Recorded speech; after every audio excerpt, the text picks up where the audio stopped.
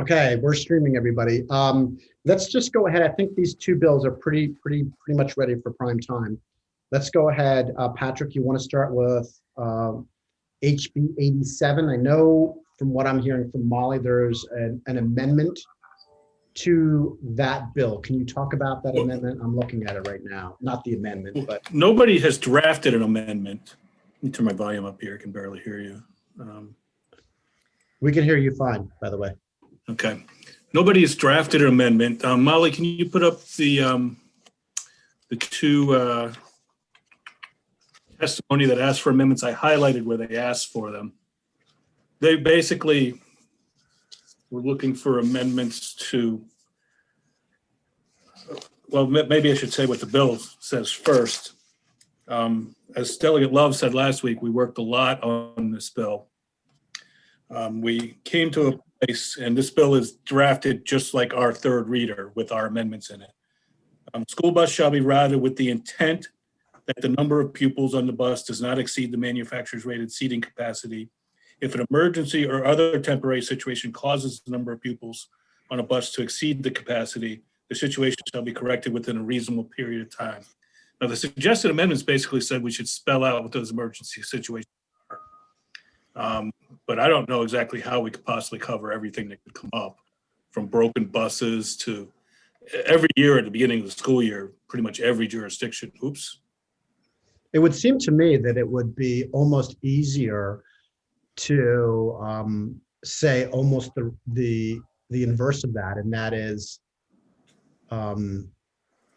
it would seem to me it would be a lot easier to just say, look, you have to, you can't just come up with a new reason every day. Like, it has to be a reasonable reason that is taken out of context of your regular day. That's why I think, like, spelling it out, right? Well, is there already a policy? Well, the whole point was that the people were complaining to the school board, in this case, it was at Rundle, and they were saying, well, state law allows it. Well, this was worded to say that your intent has to be to do it right. Exactly. And the only exception is when there is truly an exception. And an exception isn't, well, we overbooked the school bus every day for the next 3 weeks. Like, that's not a good exception. That's what we want to guard against, right? Right.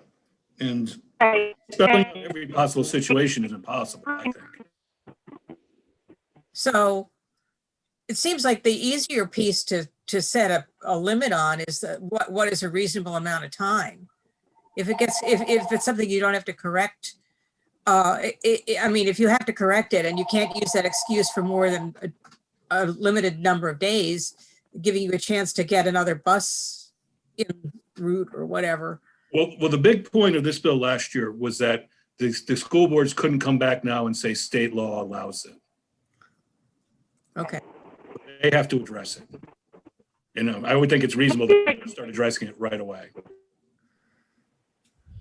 So, Patrick, what is different? I'm sorry. Did somebody want to say something? I have a question about certain. I mean, is maybe the word certain a problem? I mean, an emergency is an emergency. And certain emergencies to me means excuse. So the question would be, is there already school policy that, where is certain? Or bus policy? Where is certain? I don't see certain in the bill. It says right there, for certain emergencies. Oh, that's the purpose paragraph. I know, but maybe. Molly, if you can go down. Hold on, let me open it up in mine. There you go. First reader. The volume's not on. The volume is not on. For the record, this is last year's bill, but it's the exact same as this year's bill. So we have, I'm sorry, Regina, go ahead. I didn't mean to interrupt. So I guess the question would be, I mean, I think it does go back to, it says if an emergency or other temporary situation causes. So this basically says to me that, of course, yes, an emergency is temporary, but to me, maybe it's the word temporary that needs to be removed and just put emergency, because or temporary situation. So what would the situation be that would force you to put more children on the bus than legally out? Well, the one that's obvious happens every year is at the beginning of the school year. They really don't know how many kids are going to get on a particular bus, and they have to always adjust. So at the beginning of the year, there's always going to be overloaded and underloaded buses. Yeah, I guess, but what's frustrating is the point is that we don't want buses to overload. So at no time a bus should be overloaded. So it just. Well, that's what the original bill said, but that's not feasible. I mean, the alternative is leaving a kid sitting on the side of the road. Or the alternative is that they have to bus two buses. If, I mean, you just have a bus behind the next bus. I mean, I don't know. To me, it's like they have to do the work to figure this out. We're doing the work to ensure that kids aren't on overcrowded buses. Well, this is the bill that we passed last year.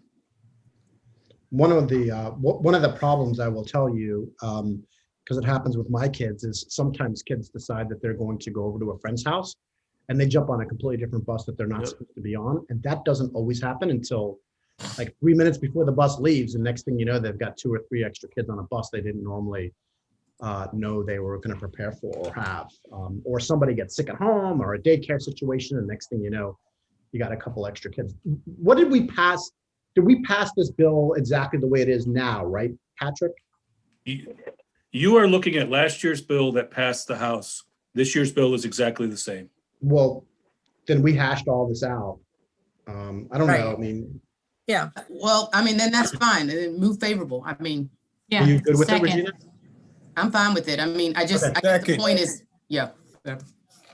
so You want me to show I you agree. here? Well, the point is that now the school boards can't point to state law and say state law allows it. They have to address it. Well, good. And that's. That was the whole appropriate. They're the issue. ones that should be addressing it. Yeah. Okay. And So just- I'm sorry. Which is fine. I just am worried about that. And maybe this was in the hearing, I forget, but if an emergency or other temporary situation just makes it feel like, and again, I'm happy to move the bill, but it just makes it feel like they could come up with an excuse that, a week before school, we had 100 more kids register or whatever it is, and then you got an overcrowded bus. And maybe that's the day, I don't know. But again, I'm fine. Again, move favorable. I mean, just. Okay.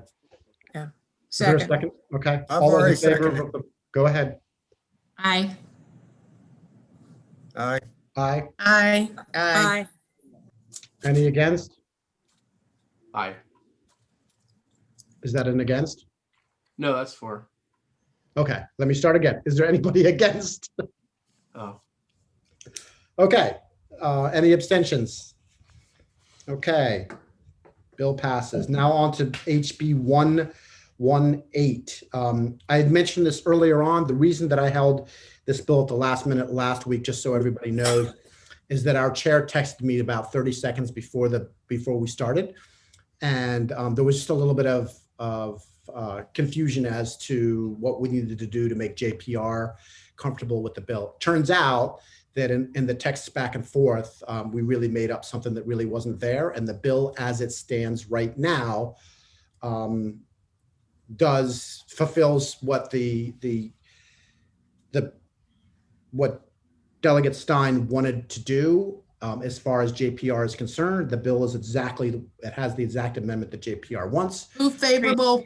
There we go. second, All those in favor say aye. aye, Any opposed? You guys are awesome. I'm just because I'm hungry. I'm sorry. All right, that's good. We got good work done, and we got it done in 10 minutes. Excellent, excellent. All meetings at 5 Mr. o'clock. Chairman. Thanks, guys. Okay. Hey, Patrick, I need to ask you a question on something totally different. Why don't you give me a call? My